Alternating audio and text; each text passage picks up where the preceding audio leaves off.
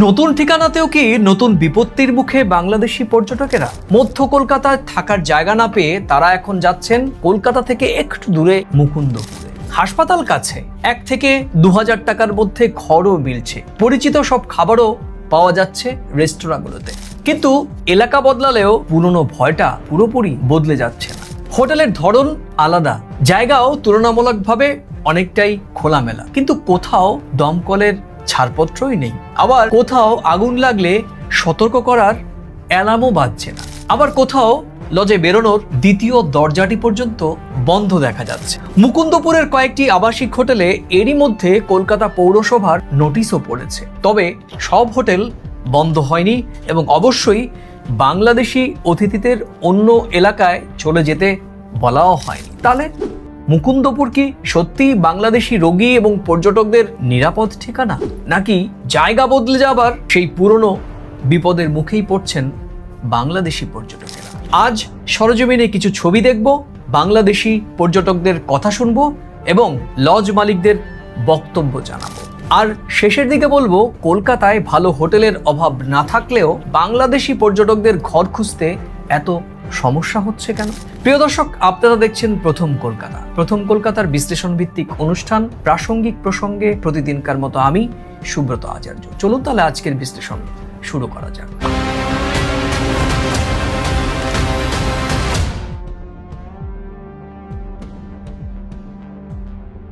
দেখুন প্রিয় দর্শক, মঙ্গলবারও মধ্য কলকাতার বাংলাদেশি হোটেল পাড়ায় প্রায় থমথমে। স্থানীয় হোটেল ব্যবসার সঙ্গে যুক্ত দায়িত্বশীল সূত্র প্রথম কলকাতাকে নিশ্চিত করছে, New Market, Free School Street, Marquis Street, Rafi Ahmed Kidwai Road, Mirza Ghalib Street এলাকার প্রায় 90% আবাসিক হোটেল এখন বন্ধ। কেউ আবার নতুন কোনো অতিথিও নিচ্ছেন না। টাইমস অফ ইন্ডিয়া 25 আগস্ট তাদের প্রতিবেদনে দাবি করছে, গত 6 দিনে কলকাতা শহরের প্রায় 200টি হোটেল এবং অতিথিশালাকে বন্ধের নোটিশ দিয়েছে। তবে এই 200টি হোটেল শুধু নিউ মার্কেট এলাকায় নয় প্রিয় দর্শক, বড়বাজার, বাইপাস, টালিগঞ্জ, যাদবপুর এবং এয়ারপোর্টের কাছাকাছি এলাকার হোটেলগুলোতেও পড়েছে এই বন্ধের নোটিশ।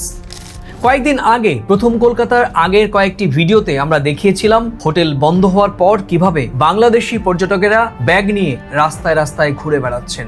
কেউ চিকিৎসা করাতে এসেছেন, কেউ অসুস্থ পরিজনকে নিয়ে কলকাতায় রয়েছেন, অথচ হঠাৎ তাদের বলা হচ্ছে হোটেল ছাড়তে হবে আপনাদের। হোটেল দুটাই ওখান থেকে চেঞ্জ করছি, পরে আমাদেরকে ওনারা বের করে দিয়েছে, বলছে এখান থেকে চলে যাওয়ার জন্য। পরে আমরা ওইখান থেকে এখানে চলে আসছি আর কি। আমরা অসুবিধার মধ্যে আমরা প্রায় 4-5টা হোটেল চেঞ্জ করে ফেলছি। এরপরে মানে একদিন এখানে থাকতেছি, একদিন এখানে থাকতেছি, এরকম করতেছি আর কি। পরে এখান থেকে মুকুন্দপুর চলে আসছি। প্রথমে আমাদেরকে বলছে মানে এখানে মানে দেওয়া যাবে, পরে 1 ঘন্টা পরে এসে বলতেছে মানে আপনাদেরকে কালকে চেক আউট করে ফেলতে হবে, এখানে মানে হোটেল বন্ধ হয়ে যাবে। মঙ্গলবার আবার ফ্রি স্কুল স্ট্রিটে দেখা যায় কলকাতা পৌরসভার বিল্ডিং বিভাগের দল। এবার কয়েকটি তুলনামূলকভাবে ভালো মানের হোটেলেও নোটিশ দেওয়া হয়েছে। তবে এই নোটিশ সরাসরি হোটেল বন্ধ করার জন্য নয়। হোটেলের মালিকদের বলা হয়েছে ভবনের অনুমোদিত নকশা এবং প্রয়োজনীয় কাগজপত্র নিয়ে দেখা করতে হবে। অর্থাৎ পরীক্ষা এখন শুধুমাত্র ছোট বা ঘিঞ্জি হোটেলের মধ্যে আটকে নেই, বরং ভালো মানের হোটেলের ভবন এবং কাগজপত্রকেও খতিয়ে দেখা হচ্ছে। আচ্ছা দর্শক, মধ্য কলকাতায় ঘর না পেলে মানুষ কোথায় যাবেন? অনেক বাংলাদেশি পরিবার এখন চলে যাচ্ছেন কলকাতার অদূরে বাইপাসের ধারে মুকুন্দপুরে, কারণ বাইপাস সংলগ্ন এই এলাকায় একের পর এক হাসপাতাল রয়েছে। হাসপাতালের আশেপাশে ছোট লজ এবং অতিথিশালাও গড়ে উঠেছে। 1 থেকে 2000 টাকার মধ্যে ঘর পাওয়া যাচ্ছে, পরিচিত খাবার এবং রান্নার ব্যবস্থাও রয়েছে এই আবাসিক হোটেলগুলোতে। দেখুন প্রিয় দর্শক, বাংলাদেশ থেকে চিকিৎসা করাতে আসা মানুষের হিসেবটা একটু অন্যরকম। তাদের শুধুমাত্র 1 বা 2 রাত থাকতে হয় না, অনেককে সপ্তাহের পর সপ্তাহ কলকাতায় থাকতে হয়। হোটেলের ভাড়া আছে, চিকিৎসার ফি আছে, পরীক্ষা এবং ওষুধের খরচও আছে। তাই অধিকাংশ পরিবার 1 থেকে 2000 টাকার মধ্যে ঘর খোঁজেন। কলকাতায় ভালো এবং নিরাপদ হোটেলের অভাব নেই প্রিয় দর্শক, কিন্তু এই দামের মধ্যে কলকাতার কাছে ভালো ঘর তুলনামূলকভাবে অনেক কম। আরো একটি বিষয় আছে, সেটি কি বাংলাদেশি পর্যটকরা চিকিৎসার পাশাপাশি ওষুধ কেনেন, প্রয়োজনীয় জিনিসপত্র কেনেন, সময় পেলে নিউ মার্কেট, ধর্মতলা কিংবা আশেপাশে কোনো জায়গাতেও ঘুরতে চান। এ কারণেই নিউ মার্কেট এলাকা দীর্ঘদিন ধরে তাদের প্রথম পছন্দ। কিন্তু এখন সেখানে হোটেল পুরোপুরি বন্ধ। প্রায় 12 কিলোমিটার দূরে মুকুন্দপুরে যেতেই হচ্ছে।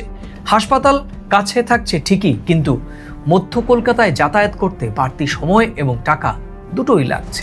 এবার আমরা মুকুন্দপুরে কি দেখলাম সেটাই দেখাবো। আমরা মুকুন্দপুরে কয়েকটি আবাসিক হোটেল এবং লজে ঘুরে দেখেছি। সত্যি বলতে কি, নিউ মার্কেটের ঘিঞ্চি হোটেল পাড়ার তুলনায় এখানকার পরিবেশ কিছুটা খোলামেলা। কয়েকটি জায়গায় অগ্নি নির্বাপক যন্ত্রও রয়েছে, তাই মুকুন্দপুরের সব লজকে মির্জা গালিব স্ট্রিটের হোটেলগুলোর সঙ্গে এক করে দেখাটাও ঠিক হবে না। কিন্তু সবকিছু ঠিক আছে না, একদম নয়। কোথাও আগুন বা ধোঁয়ার বিপদ জানানোর অ্যালার্ম নেই, কোথাও বেরোনোর দ্বিতীয় রাস্তা সেটিও বন্ধ। আবার কোনো লজ মালিক এখনো দমকলের ছাড়পত্রের জন্য আবেদনই করেননি। ফায়ারিং লাইসেন্স আছে, ল্যাপস হয়ে গেছে। এতদিন তো এটা নিয়ে বেশি হয়নি না। না, ফায়ার লাইসেন্স নেই। লজ মালিকদের একাংশ বলছেন মির্জা গালিব স্ট্রিটের ঘটনার পর তারা নতুন করে অগ্নি নির্বাপন যন্ত্র বসিয়েছেন। কেউ দমকলের ছাড়পত্রের জন্য নতুন করে আবেদনও করবেন, কেউ আবার বলছেন প্রয়োজনীয় কাগজপত্র তৈরির কাজ এগিয়ে চলছে। তাদের প্রশ্ন খুব পরিষ্কার, মুকুন্দপুরের সব লজ বন্ধ করে দিলে রোগীর পরিবার যাবে কোথায়? কর্মচারীদের সংসারই বা চলবে কিভাবে? আমাদের ফায়ারিং লাইসেন্সে অ্যাপ্লাই করেছি এবং ফায়ারের এক্সিটের ওই এগুলো রয়েছে, ওগুলো রেখেছে। অ্যাপ্লাই দেখুন, সিস্টেম অনুযায়ী আমাদের যে কাগজপত্র করে তাকে অ্যাপ্লাই করা হয়েছে। না না না না, এই ঘটনাটা তো রিসেন্ট হলো। আমাদের এই গেস্ট হাউস আজ থেকে আরও 2 বছর আগে, তা আমরা পরপর করে অ্যাপ্লাই করছি। এখন তো দেখেন শর্ট সার্কিট হতে পারে, তার বাদে হচ্ছে আপনার রান্নাবান্না করার জন্য টোটালি বন্ধ। এগুলো হচ্ছে বন্ধ। যখন তখন আগুন লাগতে পারে, গ্যাসের থেকে হতে পারে, সেটা আপনার শর্ট সার্কিট হতে পারে, যে কোনো বিষয় নিয়ে হতে পারে। না শুধু থাকা, হ্যাঁ, খাওয়া দাওয়ার কিছু নেই না। কিন্তু ফায়ারের লাইসেন্স আছে ঠিকই, কিন্তু রান্নাবান্না তো করতে দিই না।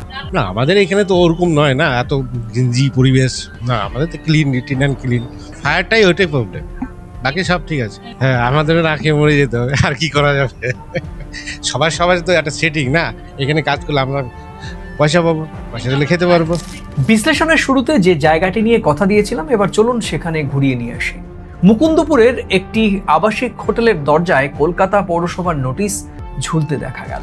শুধু এই একটি নয়, ওই এলাকার আরো কয়েকটি আবাসিক হোটেল ও লজেও একই নোটিশ ঝুলছে। কিন্তু প্রিয় দর্শক, এই নোটিশ শুধুমাত্র আগুন নেভানোর ব্যবস্থা নিয়ে নয়, বরং পৌরসভার বক্তব্য, ভবনের নকশায় যে কাজের কথা বলা হয়েছিল এখন সেখানে সেই কাজ হচ্ছে না। ভবনের একটি অংশ অতিথিশালা হিসেবে ব্যবহার করা হচ্ছে। অতিথিশালা চালানোর প্রয়োজনীয় পৌরসভার অনুমতি এবং ব্যবসার সব কাগজপত্র দেখাতে পারেনি এসব আবাসিক হোটেল কর্তৃপক্ষ। নোটিশে কলকাতা পৌরসভার আইনের 199 ধারার কথা উল্লেখ করা হয়েছে। তবে আমরা সরজমিনে এই এলাকায় গিয়ে দেখলাম, নোটিশ দেওয়ার পরেও অতিথিশালাগুলো বন্ধ করা হয়নি। সেখানে থাকা বাংলাদেশি অতিথিদের ঘর থেকে অন্য কোথাও চলে যাবার নির্দেশও দেওয়া হয়নি। অর্থাৎ মুকুন্দপুরে প্রশাসনের নজরদারি শুরু হয়েছে, কাগজপত্র এবং নিরাপত্তা ব্যবস্থা ঠিক করার সতর্ক বার্তা দেওয়া হচ্ছে। কিন্তু নিউ মার্কেটের মতো একসঙ্গে সেখানকার আবাসিক হোটেলগুলোর দরজা এখনো বন্ধ করেনি কর্তৃপক্ষ। আর এই জায়গাতেই মুকুন্দপুর এবং মধ্য কলকাতার ছবির মধ্যে একটি বড় ফারাক চোখে পড়ল।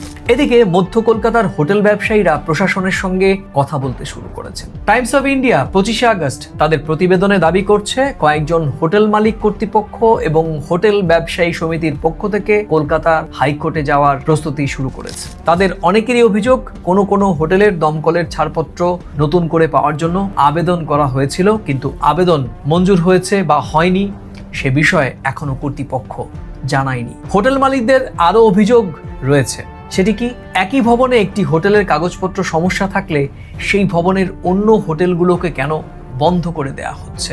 কোনো মালিক আবার এটিও দাবি করছেন যে তার হোটেলে অ্যালার্ম, জল ছেটানোর ব্যবস্থা এবং বেরোনোর দ্বিতীয় পথ থাকা সত্ত্বেও হোটেল বন্ধ করতে বলা হয়েছে, কারণ একই ভবনে অন্য প্রতিষ্ঠানগুলোর নিয়ম মানে। আর এই অভিযোগগুলি প্রশাসনকে শুনতেই হবে। সব হোটেলকে একসঙ্গে একই চোখে দেখা ঠিক নয়। কার কাগজপত্র নেই, কার নিরাপত্তার ব্যবস্থা নেই, সেটি আলাদা করে দেখা অবশ্যই প্রয়োজন। কিন্তু এটাও পরিষ্কার, শুধু আবেদন করেছি বললেই হোটেল নিরাপদও হয়ে যায় না। ব্যবসা চালাতে হলে বৈধ কাগজপত্র থাকতেই হবে। আগুন লাগলে পর্যটকদের বাঁচানোর ব্যবস্থা থাকতেই হবে।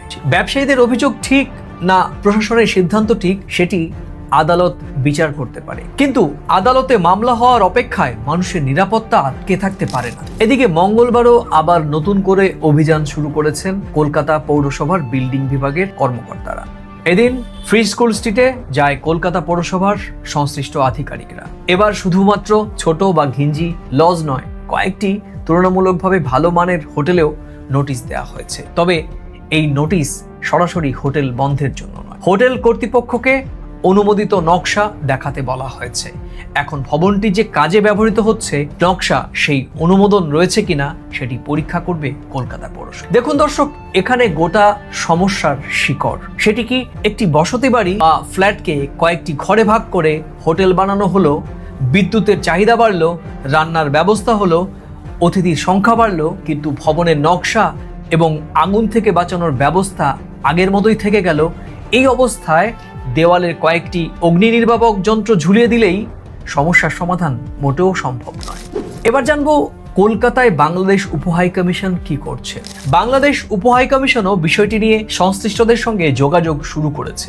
উপহাই কমিশন সূত্র প্রথম কলকাতাকে নিশ্চিত করেছে, হোটেলে জায়গা না পেয়ে যেসব বাংলাদেশি রোগী চিকিৎসা না করেই ঢাকায় ফিরে যাচ্ছেন তাদের বিষয়ে কথা বলা হচ্ছে।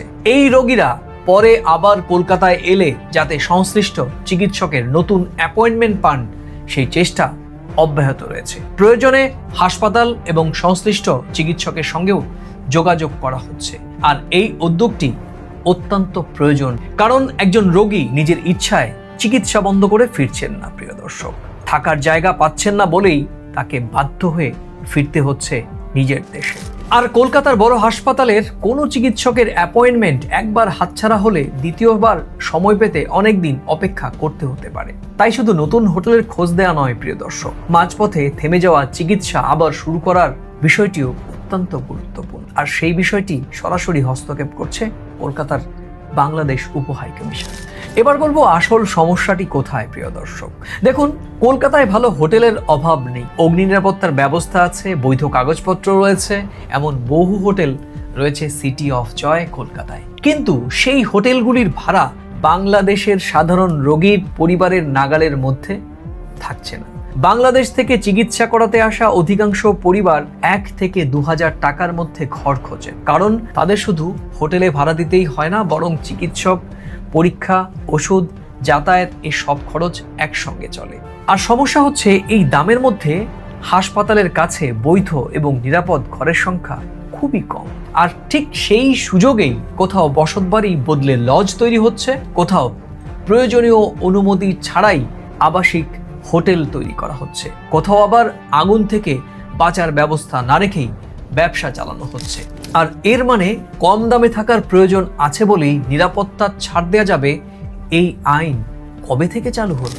আবার নিরাপত্তার নামে সব কম খরচের হোটেল বন্ধ করে রোগীদের রাস্তায় দাঁড় করিয়েও সমস্যা সমাধান করা সম্ভব। তাই এসব তথ্যগুলো যদি একসঙ্গে রাখি প্রিয় দর্শক, আমার বিশ্লেষণ বরাবরের মতো খুবই পরিষ্কার। মুকুন্দপুর এই মুহূর্তে মধ্য কলকাতার তুলনায় কিছুটা নিরাপদ এবং কম খরচে থাকার একটি পথ, কিন্তু সেখানকার সব লজ নিরাপদ বা বৈধ এমন কোনো কথা বলা যাচ্ছে না। প্রশাসনের কাজ শুধু নোটিশ দেওয়া বা দরজায় তালা ঝোলানো নয়, বরং কোন হোটেল নিরাপদ, কোনটি কাগজপত্র ঠিক এবং কোথায় 1 থেকে 2,000 টাকার মধ্যে ঘর পাওয়া যাবে সেই তালিকাও প্রকাশ করতে হবে। হোটেল মালিকদেরও বুঝতে হবে ব্যবসা টিকিয়ে রাখার প্রথম শর্ত পর্যটকদের জীবন রক্ষা করা। আর বাংলাদেশ উপহাই কমিশনের সামনে এখন দুটি কাজ, যারা কলকাতায় রয়েছেন তাদের পাশে দাঁড়ানো, আর যারা চিকিৎসা শেষ না করে ফিরে গিয়েছেন তাদের আবার চিকিৎসকদের কাছে পৌঁছতে সাহায্য করা। সামনে নজর রাখতে হবে কলকাতা পৌরসভা কি শুধু বন্ধ হোটেলের সংখ্যা জানায়, না নিরাপদ হোটেলের ঠিকানাও সামনে আনে। আর দর্শকদের কাছে আমার প্রশ্ন, একটি বিপজ্জনক হোটেল বন্ধ করা অবশ্যই দরকার, কিন্তু সেই হোটেল থেকে বের করে দেওয়া অসুস্থ মানুষটি রাত কোথায় কাটাবেন এই প্রশ্নের উত্তর দেয়া কার দায়িত্ব? আজ এ পর্যন্তই, আবার দেখা হবে নতুন কোনো প্রাসঙ্গিক প্রসঙ্গের বিষয় নিয়ে। ততক্ষণ ভালো থাকুন, সুস্থ থাকুন, সবাই নিরাপদে থাকুন। আর এই বিশ্লেষণের কোন অংশের সঙ্গে আপনি সহমত, কোন অংশের সঙ্গে আপনি ভিন্নমত, বা পুরো আলোচনার সঙ্গে আপনি সহমত বা ভিন্নমত হতেই পারেন। আপনার মূল্যবান মন্তব্য মন্তব্যের কলামে লিখে জানাতে ভুলবেন না। আর ভিডিওটি ভালো লাগলে নিজেদের মাঝে শেয়ার করে দিতে পারেন। নমস্কার।